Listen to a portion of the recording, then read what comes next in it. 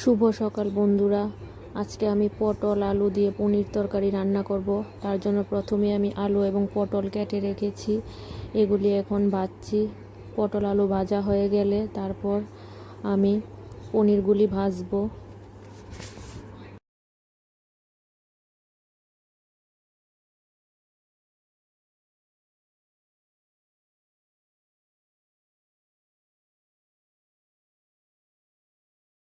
এখন আমার পনির ভাজাও হয়ে গেছে।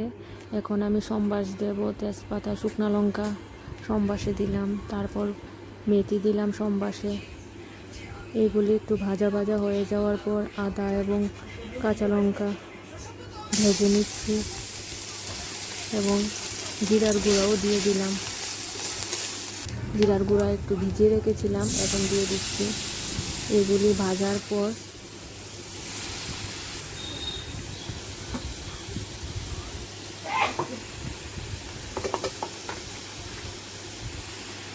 এগুলি ভালোভাবে ভেজে নিচ্ছি।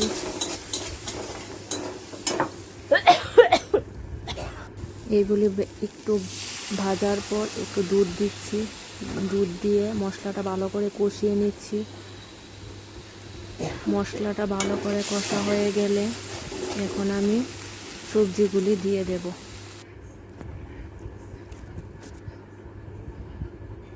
সবজিটা দিয়ে দেওয়ার পর ভালোভাবে ফুটিয়ে নিচ্ছি, ফুটিয়ে নেওয়ার পর নামিয়ে নেব।